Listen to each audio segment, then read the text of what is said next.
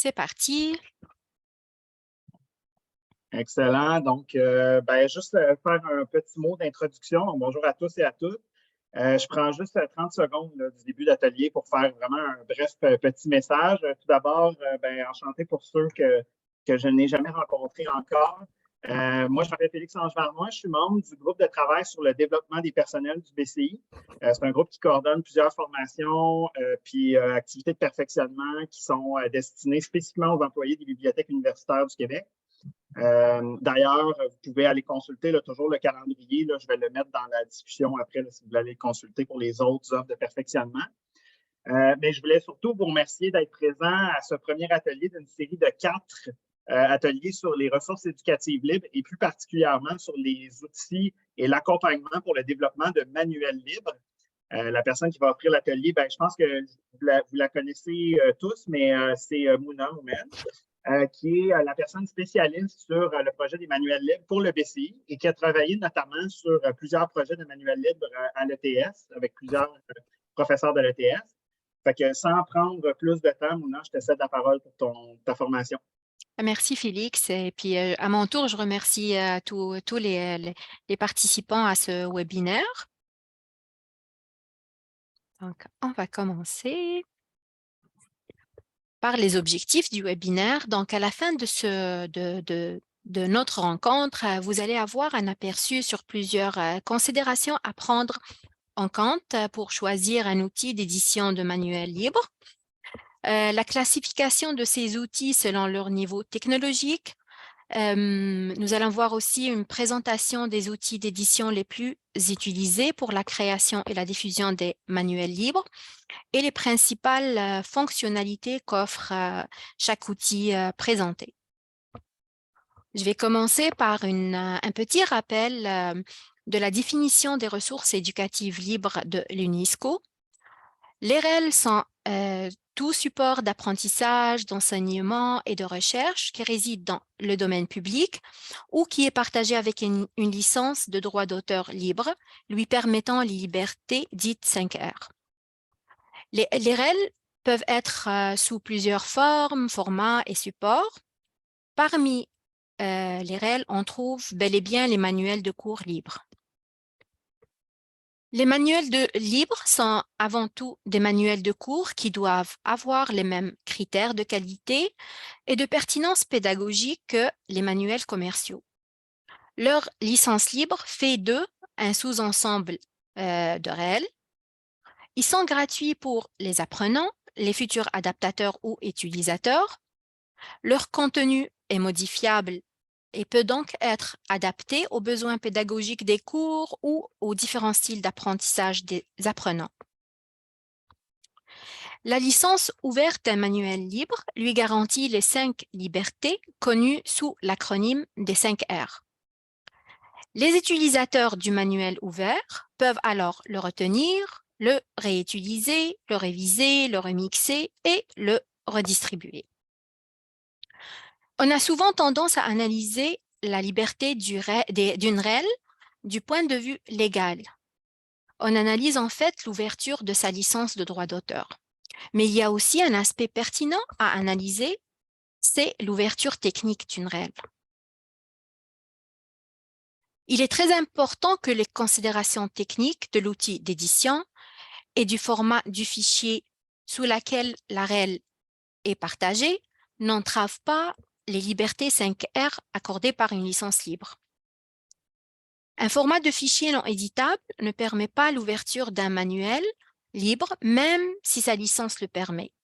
Pour cela, le cadre ELMS a été proposé afin d'évaluer l'ouverture technique d'une REL. Il se décline en 4 axes ou critères d'analyse. Le premier critère d'analyse est l'accès à l'outil d'édition. Il est préférable que l'outil d'édition soit opérable sur différents systèmes d'exploitation, comme Windows, macOS ou encore Linux, et spécifiquement sur les versions récentes de ces systèmes. Un outil qui fonctionne juste sur Windows XP ne trouvera pas sa place actuellement. Il est important aussi que l'outil ne soit pas ou le fichier ne soit pas dans un format spécifique non connus ou désuets. Dans la mesure du possible, on conseille de privilégier l'usage d'outils en code source libre ou, le cas échéant, des formats de fichiers lisibles et opérables par ces outils libres-là. Une autre considération est le coût de l'outil lui-même qui ne doit pas être un frein pour y accéder. Le deuxième critère d'analyse ou du cadre ALMS est le niveau d'expertise technique requis pour utiliser l'outil d'édition. Il ne doit pas être un obstacle pour les utilisateurs. Il faut évaluer si le temps et l'effort d'apprentissage sont raisonnables. Le troisième critère d'analyse est le potentiel de modification et d'adaptation. L'outil d'édition doit permettre les libertés de réviser et de remixer la ressource. Aussi, il doit permettre le partage de fichiers éditables et facilement modifiables. Le quatrième critère d'analyse est la disponibilité des fichiers sources. Il est bien sûr préférable, ce n'est pas le cas toujours, que le format du fichier partagé comme REL soit lui-même le fichier source, d'où le terme auto-sourcé. Comme exemple, le format HTML, que je pourrais qualifier d'auto-portant, donc lui-même, c'est un fichier source. C'est le fichier REL et le fichier source. Le cas échéant, rendre disponible le fichier de code source. L'exemple le plus connu, c'est un fichier PDF qui n'est pas un fichier éditable, donc il va toujours devoir être accompagné par un fichier de code source modifiable. Outre les considérations d'ouverture légale et technique, plusieurs considérations peuvent influencer le choix de l'outil d'édition. Il faut considérer le niveau d'expertise technologique des utilisateurs, des créateurs, de nos professeurs, parce que il faut planifier des formations si le besoin est là. Bien que les manuels libres sont gratuits pour les utilisateurs, étudiants ou adaptateurs, leur conception et création ne l'est pas.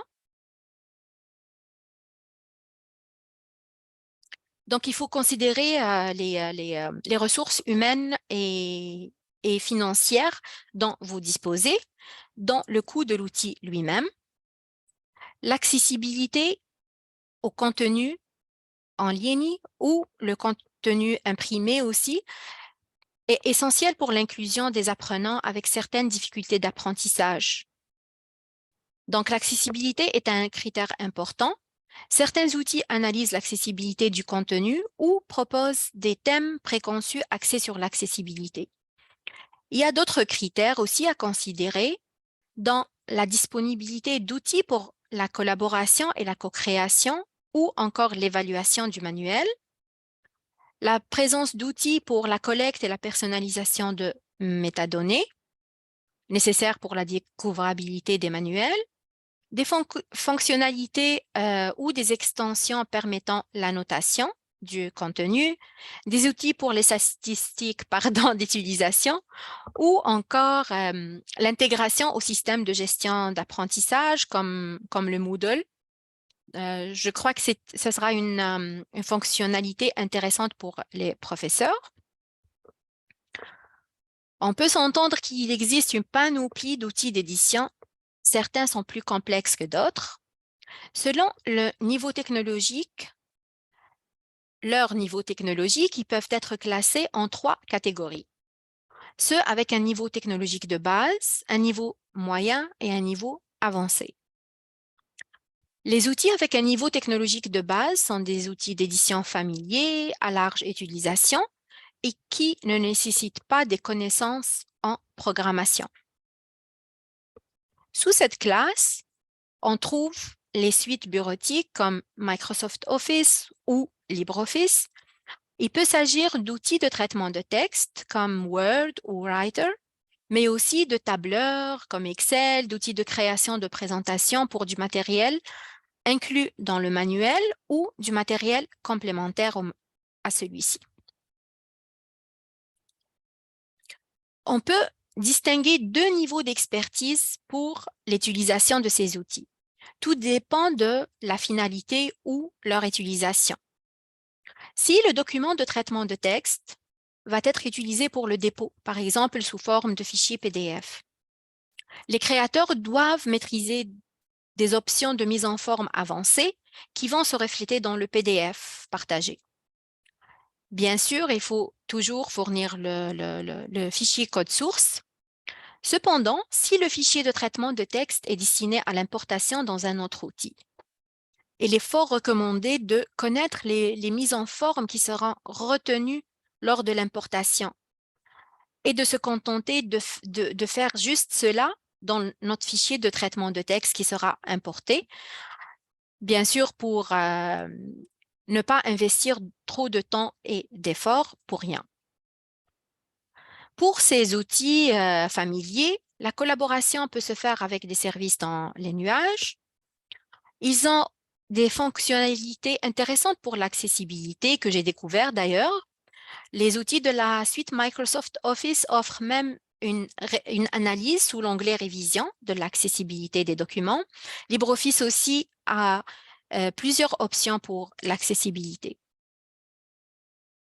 Outre les outils de traitement de texte, on peut avoir besoin d'outils d'édition de médias qui peuvent être inclus dans le manuel libre.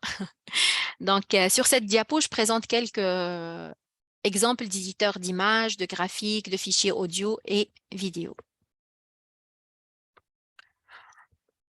Avec les outils technologiques de base, la conception du manuel libre se fait en 2 étapes. La création en première phase, puis l'hébergement ou le dépôt. Lorsque la création est achevée, on arrive à la deuxième phase qui est la diffusion des manuels libres. À cette étape, il y a une réflexion à faire pour choisir le mode d'hébergement ou de dépôt. Est-ce qu'on choisit le mode local ou donc des outils, des plateformes hébergées dans notre institution ou le mode externe? Chacune des options a ses avantages et ses inconvénients.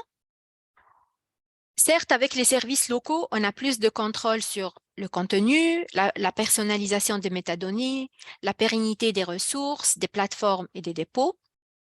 On a du contrôle sur la gestion des versions, mais en contrepartie, il y a tout l'aspect technique de la gestion du serveur, des mises à jour et de la maintenance.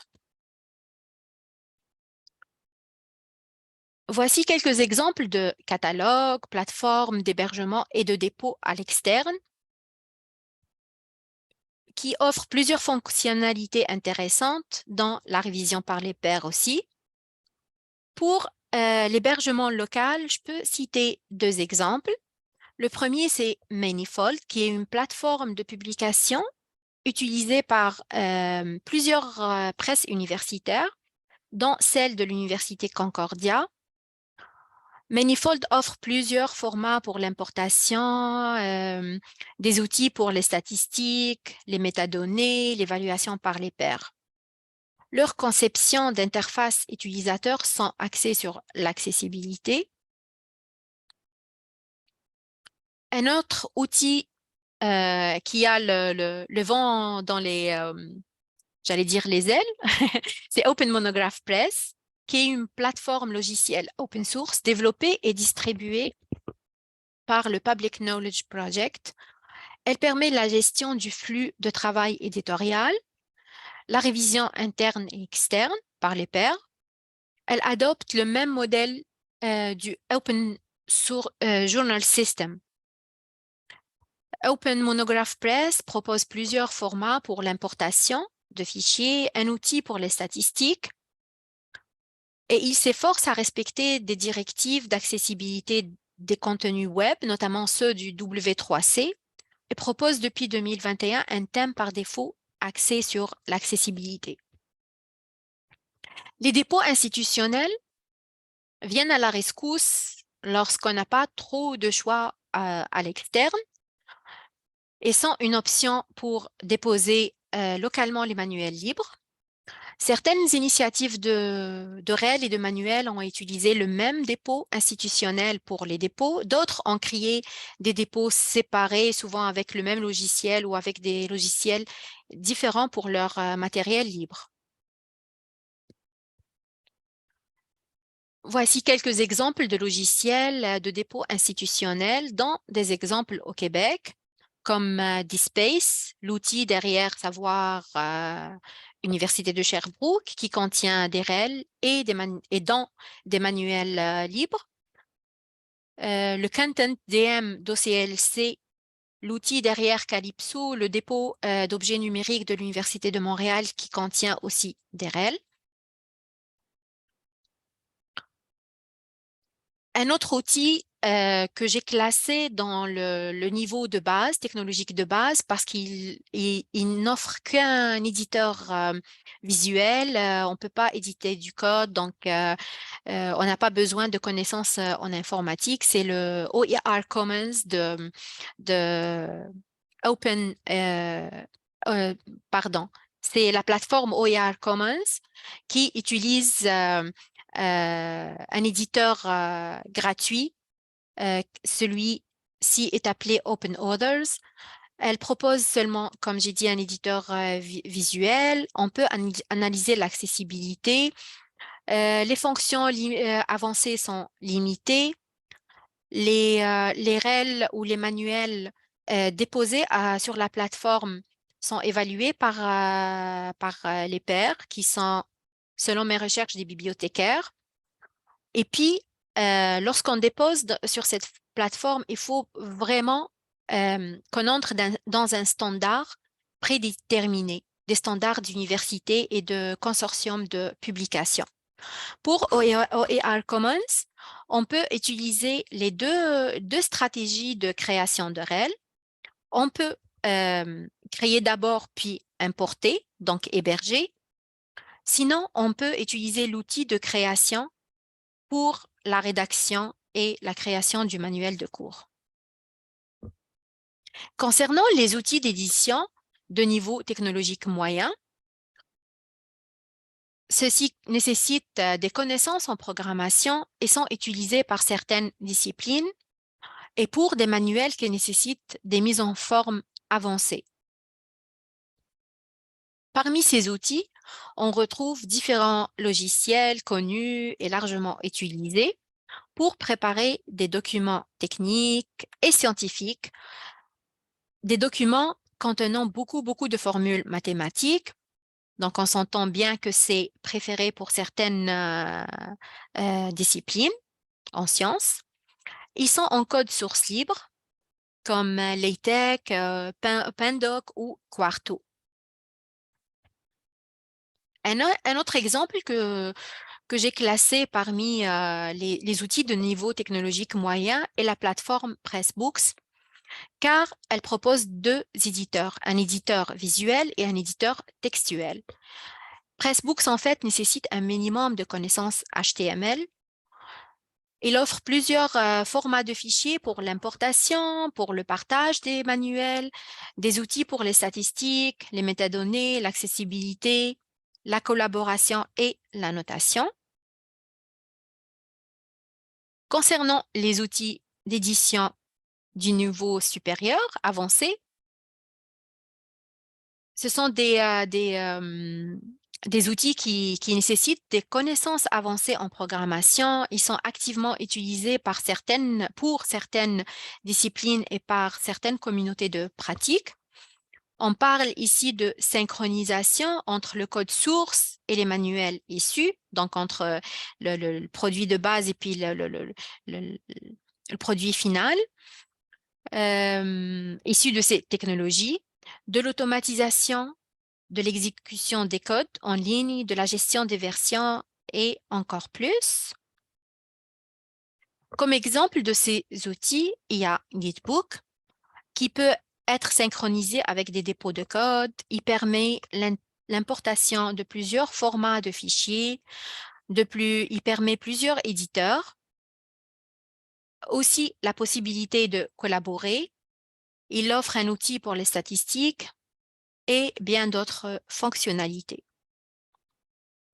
Nous avons aussi GitHub, un dépôt de code en ligne. Il permet l'hébergement de projets de développement de logiciels open source ou à code source libre. Il permet la gestion des versions, la collaboration, la création de wikis. Il permet aussi la création de pages et de sites web.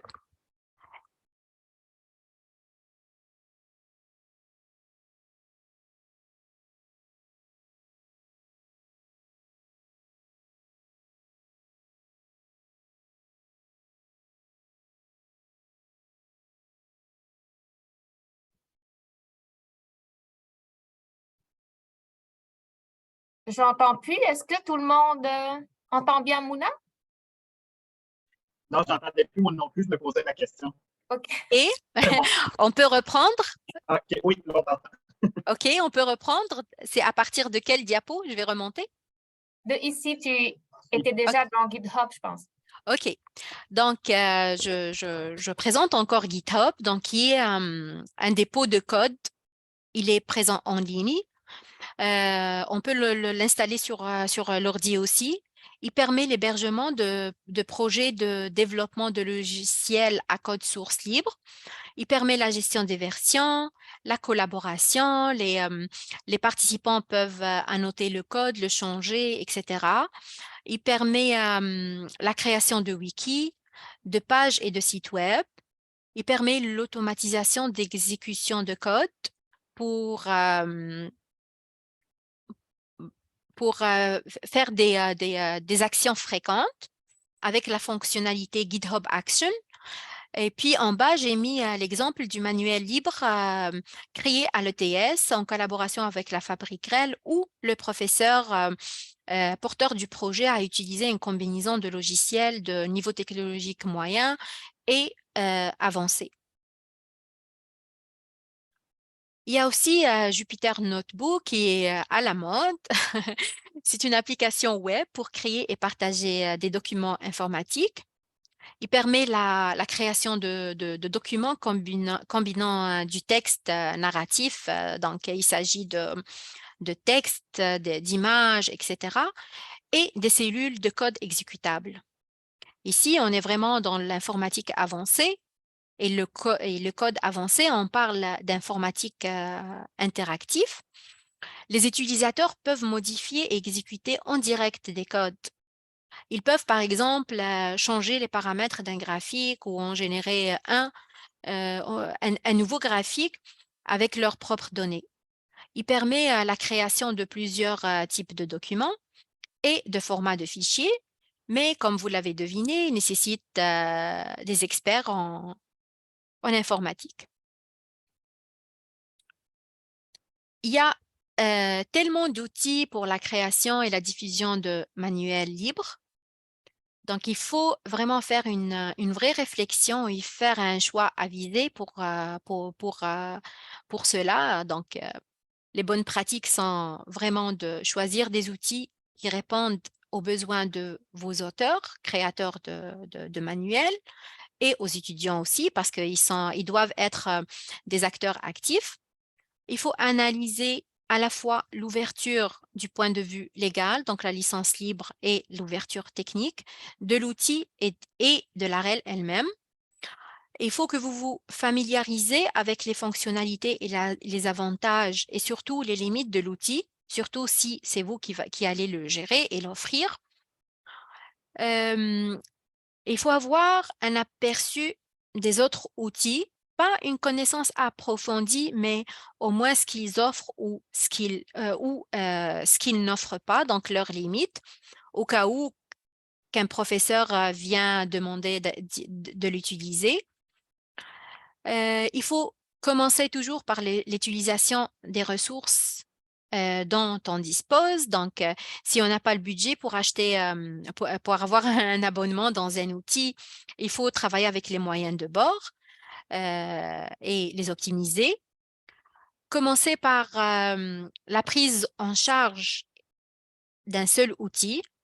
Donc, et après, développer l'offre de service au fur et à mesure si le projet évolue ou les besoins des auteurs et des créateurs de manuels évoluent. Bon, je suis allée très vite. Donc, si vous avez des questions, vous êtes la bienvenue et merci pour avoir participé à assister à ce webinaire.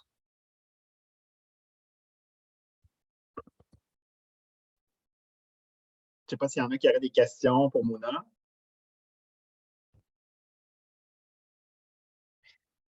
Merci. Oui. Ah, Merci beaucoup. Oui. Vas-y, Marie. Désolée. Non, c'est bon. Je voulais juste savoir, dans le fond, Mouna, c'était super, mais je n'ai pas pris de notes. Est-ce que ton PowerPoint va être accessible? C'était plus ça pour savoir. Oui, absolument. OK, oui. Parfait, merci. En fait, moi, ce que je voulais savoir, moi, dans le cadre Polytechnique, je vois qu'on n'est pas rendu encore là. C'est comme un pas plus, plus loin. Est-ce que il y a des profs qui ont commencé déjà à utiliser des logiciels de ce type-là pour faire leur manuel ici au Québec, je parle? Vous avez expérience? Oui, on a un professeur à l'ETS qui a justement utilisé, comme j'ai dit tout à l'heure, une combinaison de logiciels de niveau moyen, technologique moyen. Il a utilisé Pandoc, Quarto, etc., le Markdown. Et puis, il a installé ces logiciels dans GitHub. Et puis, là, il peut générer ces livres à partir du code source, mais il a eu beaucoup de support des communautés de pratique qui supportent ces outils-là. Et je me rappelle, l'année dernière, j'ai assisté à la vitrine REL. Et puis, je me souviens qu'il y a un professeur qui a, je pense, utilisé Jupyter Notebook. Oui. OK. Merci.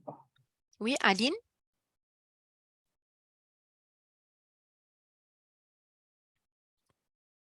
Aline? Ah, on t'entend pas? Non. Est-ce que là, ça fonctionne? Oui. OK. Oui, j'avais des questions concernant non pas l'aspect création, mais plutôt l'aspect maintenance et découvrabilité. Est-ce que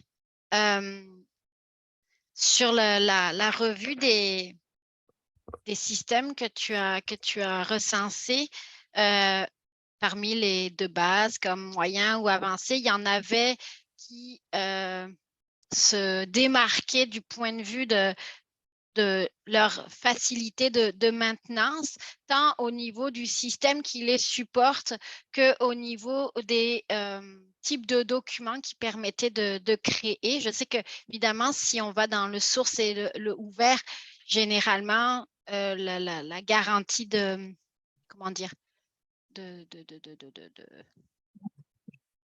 pérennité dans le temps est supérieure à des codes propriétaires ou des formats propriétaires. Mais est-ce qu'il y en a qui se démarquaient davantage? Est-ce qu'on a assez de recul actuellement pour essayer de voir lesquels se démarquer davantage de ce point de vue-là? Et puis aussi du point de vue de la découvrabilité, même des contenus créés à partir de ces outils-là.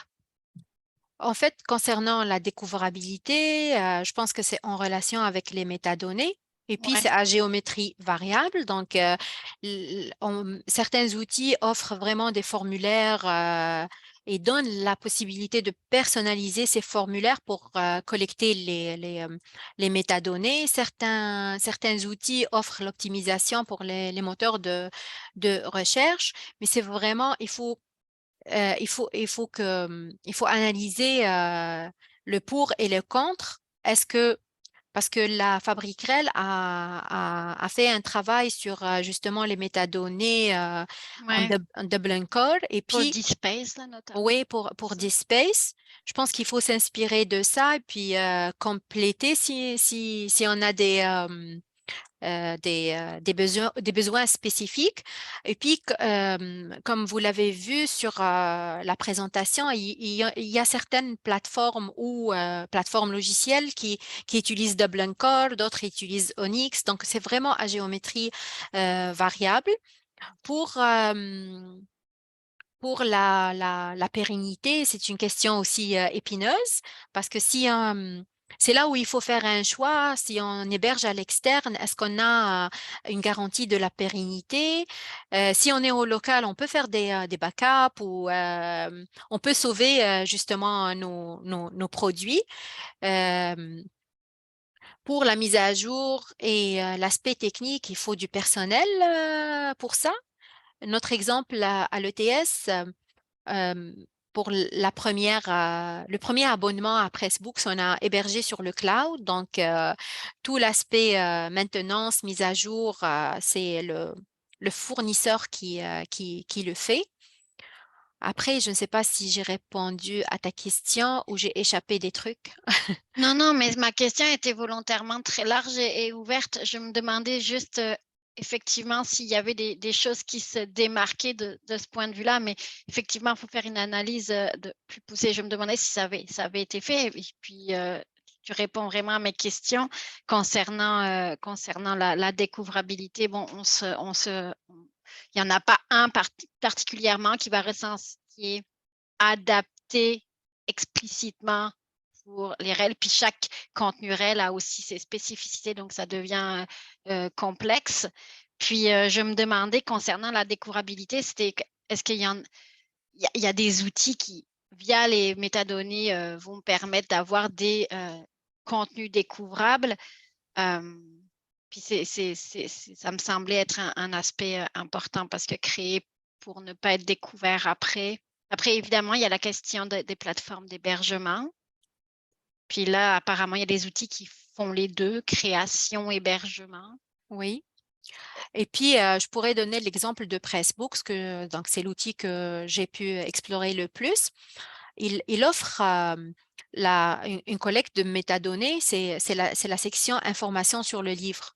Donc, il offre des métadonnées sur la licence de droit d'auteur, des métadonnées sur l'auteur, son affiliation, les sujets et tout ça. Et ça se rapproche au modèle, on va dire, Fabric-REL.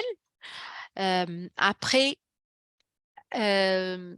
c'est des outils open source qui sont en développement continu. Donc, on sait pas, on peut toujours faire des demandes pour s'adapter vraiment à nos besoins. Mais c'est vraiment, je trouve que c'est une bonne question à creuser. Merci beaucoup pour les réponses, en tout cas. Merci. Moi, j'aurais une question, justement, pour rebondir un peu sur les questions d'Aline.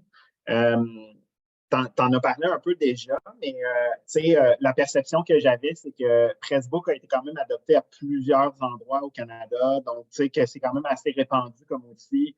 Je pense notamment en Colombie-Britannique, c'est ça qu'ils utilisent pour leurs gros projets, dans les maritimes, etc.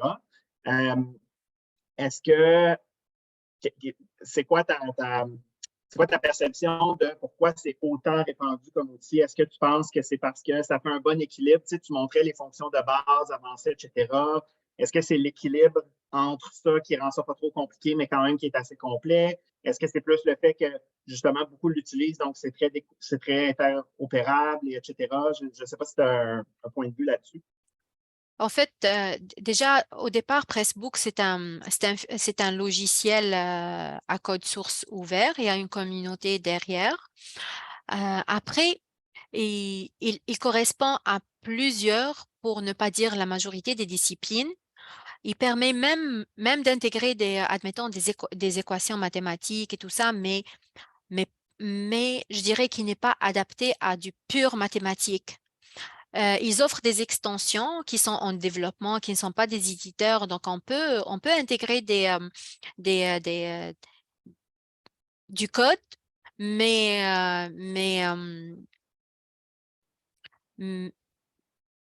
bon, comment je pourrais formuler? On peut intégrer des équations mathématiques, mais il n'est pas conçu pour un document full mathématique. Je dirais qu'il est convivial parce que son éditeur visuel ressemble à celui de Moodle ou WordPress. Donc, peut-être parce que c'est la convivialité de l'interface. Et puis aussi, pour l'ouverture, moi, je le trouve bon parce qu'il permet d'importer des documents textuels comme Word ou Open Document. Il permet d'importer à partir d'une URL ou d'un fichier EPUB. Il permet aussi le téléchargement et l'exportation de fichiers sous plusieurs formats, plus le PDF, qui est un fichier, on va dire, euh, familier pour les étudiants. C'est excellent. On peut leur permettre d'utiliser leur outil qu'ils préfèrent, mais il permet aussi de donner aux adaptateurs un fichier adaptable. Il y a aussi plusieurs extensions pour créer des trucs interactifs. Il y a le Hypothesis pour la notation. Donc, je trouve euh, il est au milieu. Il n'est pas tellement basique qu'il faut séparer les phases de création et d'hébergement. On peut le faire, mais on peut faire le tout dans un seul outil. Et puis, quelqu'un qui n'a pas des connaissances en informatique peut l'utiliser en utilisant l'éditeur visuel basé sur le principe What you see is what you get. Sinon, si quelqu'un veut utiliser le HTML, il trouvera son compte aussi. Je ne sais pas si ça répond. Je dirais c'est une solution au milieu.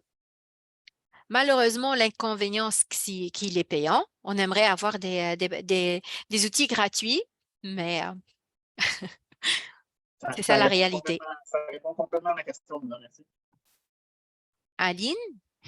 Oui, j'ai une autre question qui m'est apparue, qui est un peu connexe au sujet, mais quand même, je me demandais c'était quoi le rôle du bibliothécaire par rapport à ces outils-là. Est-ce qu'il y a quelle est l'offre de service du bibliothécaire derrière ces outils-là? Parce que j'imagine que si vous l'utilisez à l'ETS, il y a peut-être un bibliothécaire derrière qui aide. Je ne sais pas, je pose la question comme ça. Bon, à l'ETS, le cas de l'ETS, oui, il y a un bibliothécaire qui s'occupe de la gestion de la plateforme depuis l'abonnement, et c'est moi. Donc, c'est sûr qu'il faut un temps d'apprentissage. Après, le bibliothécaire ou la bibliothécaire peut parfaitement être la personne ressource pour la gestion et la formation sur l'outil d'édition Pressbooks. L'utilisation aussi. Et puis, il y a deux niveaux on va dire, d'intervention. Il y a le niveau administrateur et puis le niveau utilisateur. Donc, il y a l'aspect formation, encadrement des utilisateurs et puis il y a aussi l'aspect peut-être formation des collègues pour justement la gestion et les autres fonctionnalités d'administrateur de réseau. Puis là, je ne peux pas m'empêcher de plugger les formations à venir de Mouna, en fait, qui répondent à plusieurs des questions dont on a posées, dont la mienne, d'ailleurs. Fait que je vais mettre dans le chat, là, dans le fond, le lien vers le calendrier, puis vous allez voir, si vous n'avez pas déjà inscrit, les 3 prochains ateliers qui portent sur ces éléments-là aussi. Désolée si j'ai devancé là, les futurs. En plus, je suis inscrite aux autres, là, mais ah bah oui, formation sur le rôle du bibliothécaire en ce qu'il y a dans les règles. C'est pas mal ça. Mais c'est parfait, ça fait un petit teaser, en fait. C'est parfait, ça fait un petit preview, ça donne envie d'y aller. Ouais, j'avais pas c'est désolée.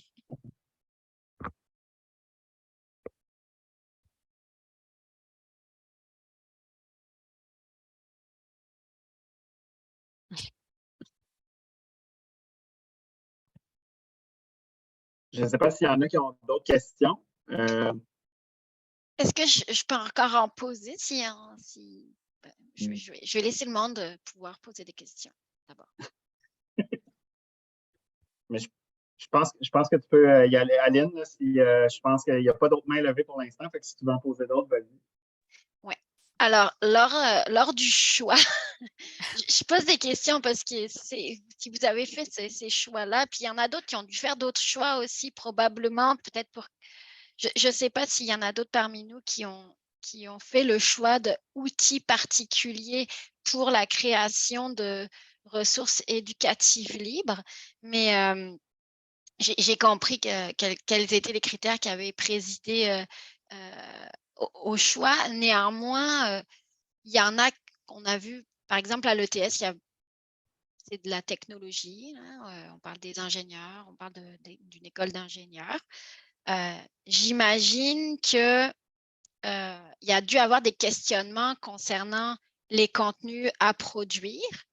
Ce que j'ai compris, c'est que Pressbook, ça permettait de rejoindre tout le monde, ou bien est-ce qu'il y en a quand même il y a des potentiels créateurs de contenu de ressources éducatives qui se sont sentis limités par l'outil? Parfaitement. En fait, à l'ETS, on a eu comme deux cas de ressources éducatives libres. Le premier a été content avec Pressbooks, son livre est sur Pressbooks. Le deuxième, c'est un prof en génie logiciel. Lui, il n'aimait pas le fait qu'il faut intervenir à chaque fois. Pour lui, en tant qu'informaticien, la synchronisation entre son produit final et le code était importante. Donc, lui, il voulait coder et puis ça se reflète. C'est pas comme on change d'un autre terme, il voulait pas que son livre soit dépendant d'un être humain qui va aller sur Pressbooks puis changer. Et c'est l'exemple que j'avais montré sur la diapositive concernant GitHub. Donc, lui, il utilisait une syntaxe de balisage qui s'appelle Markdown. Après, il utilisait un logiciel qui s'appelait Pandoc qui le limitait énormément. Il a découvert et puis apprivoisé un autre logiciel durant son expérience avec la fabrique REL. Et puis, il utilise tout ça. C'est comme des logiciels, c'est des poupées russes, là, un logiciel dans l'autre, puis un code. Puis le tout est sur GitHub. Et puis le tout est public. Et puis, comme j'ai dit, il a été agréablement surpris parce qu'il y avait le soutien de la communauté des programmeurs. Et il me dit, moi, je ne suis pas programmeur. Lui, il signalait les problèmes et puis il me disait que au bout de 2 jours, le problème était réglé. Donc oui, Pressbooks correspond, on va dire, à la plupart des disciplines, mais il y a certaines disciplines, admettons s'il y en a un livre full LaTeX, on peut le faire manuellement, intégrer les formules et tout ça, mais on ne peut pas actuellement dans Pressbooks juste importer un code source LaTeX. Et puis, il y a des extensions pour écrire en LaTeX ou en Markdown, mais c'est juste des extensions, c'est pas de vrais éditeurs. Si je vais copier et coller le code source du fichier LaTeX, il va pas le reconnaître. Donc ça, c'est des limites. Après, quand je disais il faut commencer avec un outil sur lequel on a plus de maîtrise, où on peut offrir des formations, et puis si un professeur vient, il nous dit que l'outil ne répond pas à ses besoins, il est libre d'aller utiliser un autre outil, mais l'affaire là, c'est qu'on ne peut pas donner du soutien ou de la formation, sauf si on le peut, bien sûr. Je ne sais pas si ça répond à ta question, Aline. Oui, ça en amène une autre. Parfait. Mais maintenant qu'on a parlé de la création, de tout ça, un des défis que je vois, c'est, admettons, c'est ça, il y en a plusieurs qui utilisent Pressbooks, on offre le service en arrière-plan. puis d'autres utilisent d'autres moyens. Tu as dit que sur Facebook, c'était aussi hébergé. Donc, je suppose que ce qui est créé sur Facebook est hébergé par Facebook. En fait, Pressbooks peut être hébergé au local ou sur le cloud. Et puis, on a 2 niveaux de catalogue. Le catalogue de l'institution, qui recense toutes les productions réelles ou autres, parce que Pressbooks permet toutes les licences. Et puis, il y a le catalogue Pressbooks. Je dirais qu'il contient plus que 400 livres. Donc, c'est ça peut-être un autre aspect attrayant parce qu'il y a justement le pouvoir de la diffusion aussi. OK. Mais quand vous voulez, par exemple, recenser l'ensemble des REL de votre institution. Oui, c'est le rôle le créateur, il crée sa REL, son manuel, et puis il a le choix, lui ou l'administrateur, de le mettre dans la collection admettons, de l'ETS. Donc, sur la page d'accueil, il y a le catalogue, en fait, et puis il y a une section qui recense les nouvelles additions. Je ne sais pas si ça...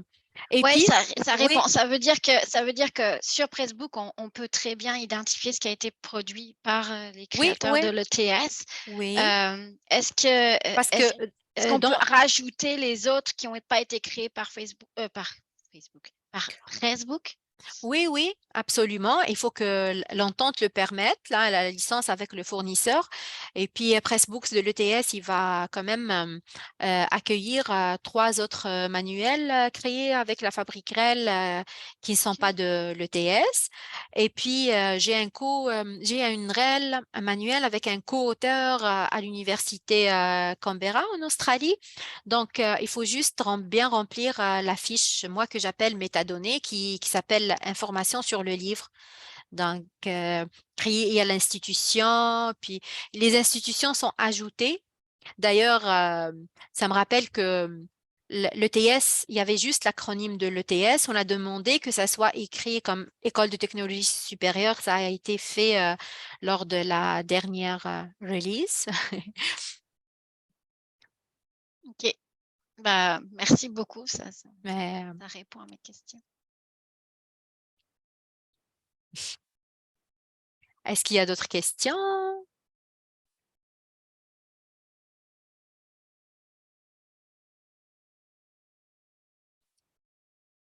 S'il n'y a pas d'autres questions, juste peut-être dire au nom de tout le monde, merci Mouna pour ta présentation. Puis je pense qu'on a déjà hâte aux prochaines au pluriel.